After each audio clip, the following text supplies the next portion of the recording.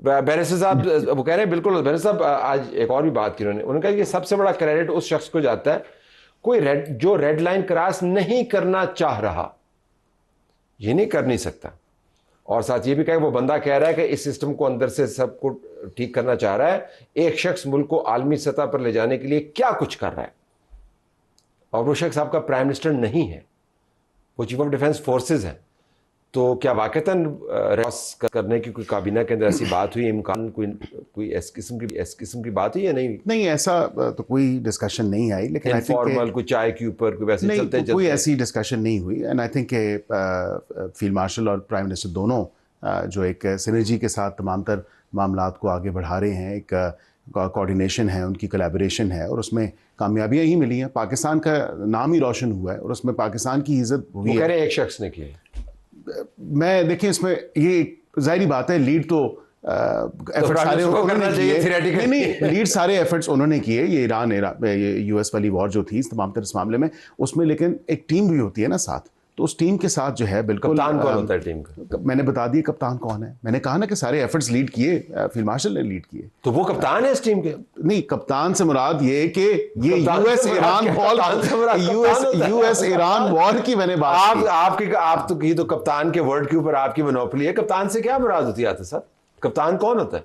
कप्तान वही होता है मेरा ख्याल है, बेसिक जो चलाता है, जो लीड करता है, जो टीम सेलेक्ट करता है, जो सबको टीम जो सबको जो निकाल सकता है कि किसने बॉलिंग करनी है, किसने बैटिंग करनी है, किसने थर्ड बैटिंग करनी है, थर्ड मैच से स्क्वायर लेग से दोबारा किसको ड्रॉप करना है, किसको टीम में लेके आना है, किसको बैटिंग ऑर्डर क्या है, किसको जो कप्तान था वो भी कप्तान कोई और कप्तान था, ये भी पूछ ले। चले मैंने आपको कप्तान की डेफिनेशन बता दी है, लेकिन हम ये लाती थे हमारे जो आपके हैं। अच्छा तरह साहब देखिए, ये अभी बात हो रही थी, ये बड़ी ठीक बात की कि जो ऑडियंस थी वो आज जो मैंने देखा है वो जो ऑडियंस है जो कि पिछले साल 1.5 साल से हम देख रहे हैं कि वो बार बार ये एक ही बात कर रहे हैं। देखिए स्ट्रक्चरली अगर हम समझें, पाकिस्तान में जो मेजर प्रोग्रेस हुई है वो 60s के अंदर हुई है। ग्रीन रेवोल्यूशन भी आई, इंडस्ट्रियल रेवोल्यूशन भी आई, पाकिस्तान के अंदर बड़ी प्रोग्रेशन हुई। तब तो वेस्ट पाकिस्तान एक 1 यूनिट था, तो ये तो मसला नहीं है तब तो। और 6 करोड़ आबादी थी वेस्ट पाकिस्तान की तब, और वो एक ही प्रोविंस था, उसका एक ही चीफ मिनिस्टर था। सो मेरे कहने का मतलब ये है कि ये इशू ये नहीं है। देखिए मैं दुनिया में बड़े मुख्तलिफ मॉडल चल रहे हैं, कई जगहों में प्रोविंस छोटे भी हैं डिपेंडिंग अपॉन द। देखिए ब्रिटेन के बॉडीज को आप ज्यादा पावर देते हैं। मेन चीज जो अभी आपने जो बात की ना, ये बात है। देखिए ब्रिटेन के अंदर जो हाउस ऑफ कॉमन की जो एक सीट है, जैसे हम MLA बनते हैं, वो 90,000 के ऊपर एक सीट है। हमारे यहाँ वो 10 लाख के ऊपर है, हिंदुस्तान में वो 30 लाख के ऊपर है। लेकिन जो बुनियादी यूनिट ऑफ द डिलीवरी है, देखिए वो क्या है, वो आपके लोकल बॉडीज हैं। और ये और जब तक आप वो एम्पावर्ड लोकल बॉडी सिस्टम नहीं लेके आएंगे, उसके अलावा आप प्रोविंसेस की कैपेसिटी बिल्ड नहीं करेंगे, वो उसके छोटे सूबे से भी कुछ नहीं होगा। उसमें तो क्या होगा, अगर यहाँ पे अगर एक साहब बादल बैठा हुआ है ना, तो आप 10 और इससे डिलीवरी इंप्रूव नहीं होगी जब तक आप पॉलिटिकल प्रोसेस को ठीक नहीं करेंगे। और आखिरी चीज़ देखिए, हिंदुस्तान के अंदर जो वो अपना डिवॉल्व करते हैं, जैसे हम अपना NFC के थ्रू हम अपना जो फाइनेंशियल रेवोल्यूशन जो करते हैं, वो तकरीबन 33 से 35% है। जो प्रोविंसेस टैक्स इकट्ठा करते हैं, टोटल अगर वो 100 रुपया इकट्ठा करते हैं, 60 रुपये वफाक इकट्ठा करता है, 40 रुपये प्रोविंस इकट्ठा करते हैं। हमारे यहाँ क्या 92 वफाक इकट्ठा करता है, 8 सूबे इकट्ठे करते हैं। अच्छा, सारा निजाम जो है वैसे आपस की बात है, इसकी बुनियाद वैसे क्या है? नए इंतखाबात हैं या किसी ने बैठ के डिसाइड करना है कि भाई ये बस इस तरह होगा? सर देखिए, मुल्क जो है ना, मुल्क तजर्बों से नहीं चलते, तजर्बाकारों से ज़रूर चलते हैं लेकिन तजर्बों से नहीं चलते। हम मसला हमारा क्या है कि ये जो सारे नलायक भर्ती की ये जो सारी टीम है ना, ये अंडर 19 भी नहीं है, ये अंडर 16 भी नहीं है, ये तो मेरा ख्याल है अंडर 13 है। और ये हुआ ये कि हुकूमतें आती हैं, वो करती हैं, क्राइसिस को रिजॉल्व करती हैं। लगता है इन्होंने कोई इसको रिवर्स समझ लिया है। ये हर नहीं सर एक सेकंड लेट मी फिनिश। सबसे बड़ी क्राइसिस लेट मी फिनिश। आप सर एक सेकंड जी बिल्कुल ठीक है। क्या काश आप इतने जज्बाती मुल्क के मसाइल हल करने में भी होते शायद। नहीं है। अच्छा वो ये है कि आप रजिस्टर ही नहीं करते। देखिए मेरी बात सुने, हुकूमतें आती हैं, वो अगर 10 क्राइसिस होते हैं ना, तो वो 5 रिजॉल्व कर देती हैं, 5 अनरिजॉल्व रहते हैं, और ये ऑन गोइंग बेसिस पे काम चलता रहता है। ये माशाल्लाह ये अगर आए हैं ना, अगर 4 क्राइसिस है ना, तो इन्होंने कहा कि 4 हैं, ये तो बहुत थोड़े हैं, इन्होंने 14 क्राइसिस पैदा कर दिए। फॉर एग्जाम्पल देखिए मैं बताता हूँ, देखिए पाकिस्तान में पेट्रोलियम का अगर ठीक है, इन्होंने पेट्रोलियम का क्राइसिस पैदा किया, वो रोज की औस है। मैं सुनने मेरी बात। उसके अलावा इन्होंने जो आपका बिजली की कीमतों का, इसके अलावा जो लेजिटिमेसी का क्राइसिस है वो इन्होंने पैदा किया हुआ है। गंदम ना बोलना, गंदम कौन भूल सकता है। अभी ये पाकिस्तान के किसान को 3,000 रुपया इन्होंने महंगा 3,000, चलो भाई 3,000 रुपया मन अपने किसान को नहीं दिया। ये जो तजर्बाकार आए हुए हैं, और अब आप जो गंदम मंगवा रहे हैं वो तकरीबन 4300 रुपए मन के हिसाब से आप गंदम बाहर से मंगवा रहे हैं। देखिए तो मुझे और 5 क्रॉप फेल हो चुकी है। सुन लें, अब बात ये तजर्बे तो उन्होंने किए कि 3.5 साल, 4.25 साल में 7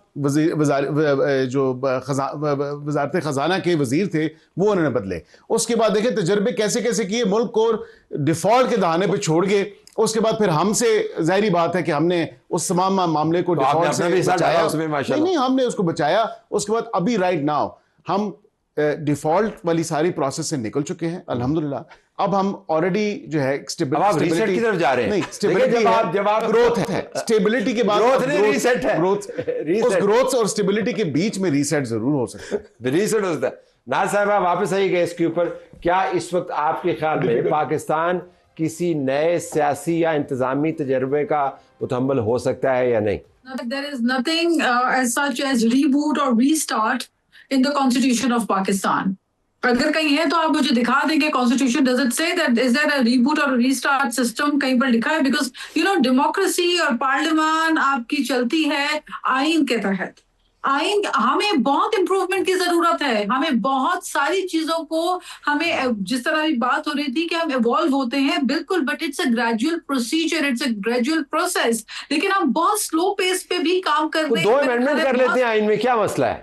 नाज साहबा क्या मसला, 2 अमेंडमेंट कर लेते हैं, इतनी जल्दी देखिए आइन के अंदर आइन पाकिस्तान के तहत, पार्लियामान के तहत अगर कोई फैसला करना है तो इस पार्लियामेंट के अंदर आए, पार्लियामेंट में बैठकर उसमें कंसेंसस डेवलप हो। अगर तमाम सियासी जमातें किसी एक बात पे मुत्तफिक नहीं होती तो हो सकता है उससे कुछ कम पे हो जाए, या कहीं कोई नेगोशिएशंस हो जाती है, किन चीजों पे कुछ चीज मानी जाती है, कुछ चीज पार्लियामेंट में। इसके अलावा गुंजाइश नहीं, आपने फरमाया इसके अलावा गुंजाइश नहीं।